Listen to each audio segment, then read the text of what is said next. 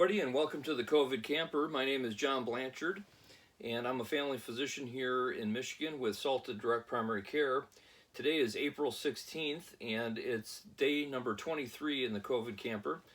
As I've said before, I'm living out here so that I don't bring this virus home to my family. I hope everybody's staying safe out there.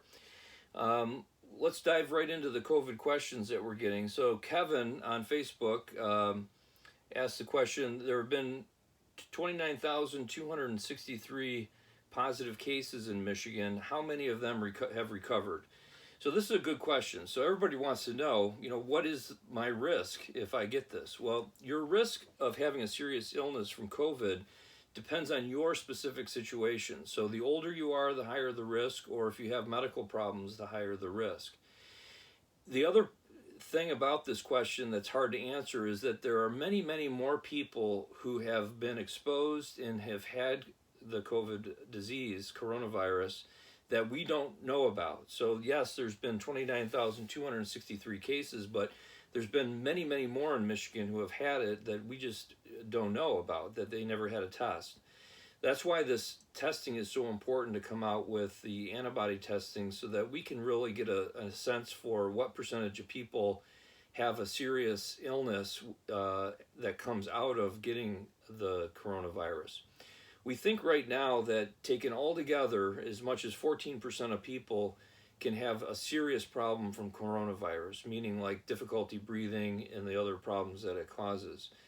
And a percentage of them will be so bad that they'll end up needing to be hospitalized, and then a percentage of them continue to get worse and they end up needing even a ventilator.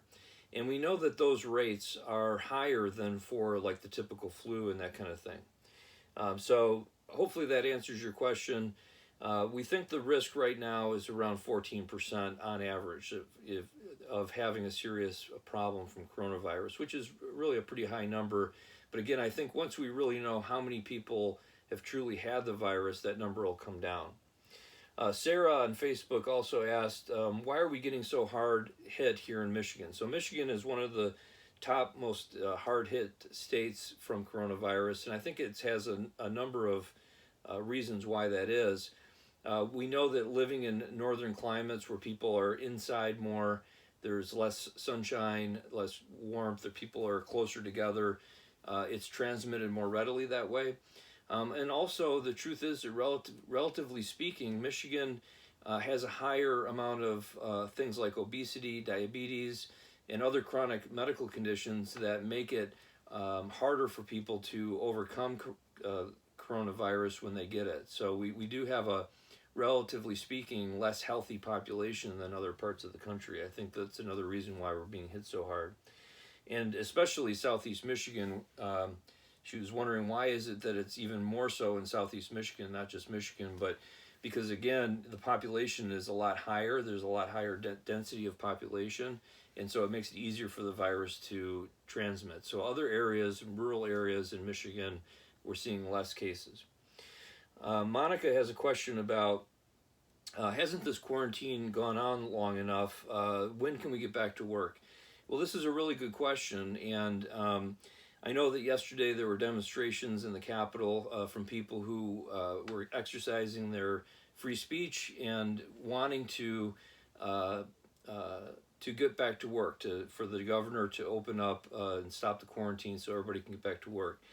I really respect the demonstration of wanting to exert people's personal civil liberties.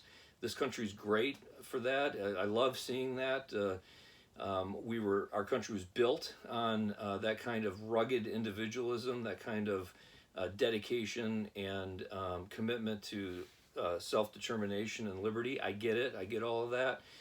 But while that can be a strength in most situations, there are situations where we need to relax some of those civil liberties in order to help the better good. An example of that is, for example, during World War II.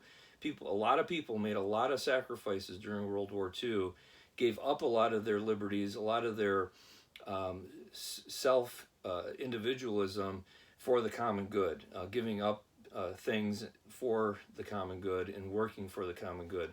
I would say that this virus is a similar thing.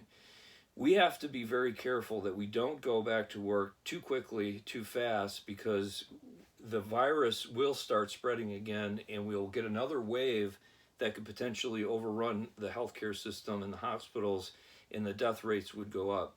We have to remember that going into this, the estimates were that if we did nothing in terms of quarantine, that there could be as many as 3 million deaths from this virus. We're significantly under that, and it shouldn't create a sense of false security. We're significantly under that because as a country, we've pulled together, as a state, we've pulled together, given up some of our civil liberties and sacrificed to stay quarantined and stop the growth of the virus. We do need to get back to work at some point, but we need to do that in a way that's safe and restore the economy. And I'm hoping that that will happen soon, but that's up to other people to make that decision. One of the things that I hope comes out of this, again, is more of attention to mindfulness and managing our stress response. We've talked about cognitive distortions that we can fall into. We've covered black and white thinking, personalization, should statements, and catastrophizing. Today's thought distortion is called magnifying, and that's basically the idea of making a mountain out of a molehill. So it's like catastrophizing, just not to the same degree. So catastrophizing is like, something happens and there's going to be a massive problem that occurs from that. Magnifying is the same thing, but a little bit smaller scale. One of the things that I love about being a direct primary care doctor and how DPC works for me is that there's many few less patients that come through the office. So instead of large waiting rooms in our offices, the average wait time is 2 to 3 minutes in the waiting room. So you're not in there with a lot of other sick people. It's always bothered me in the traditional healthcare setting where you have all these sick people who are coming into a waiting room and they're all coughing and they're waiting to be seen, which just tends to transmit the illness. That's especially true during the COVID virus, during the new age of dealing with COVID.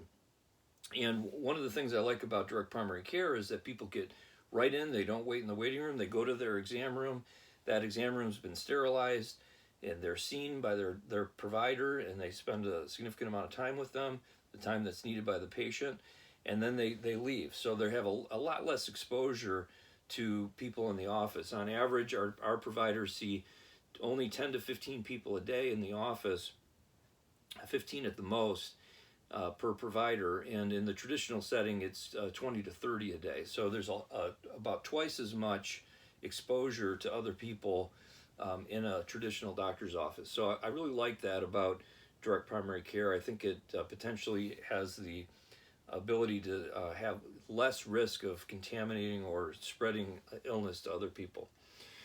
So if you want to learn about how DPC can work for you, you can check us out on facebook.com/Salt of Clarkston or facebook.com/Salt of Troy.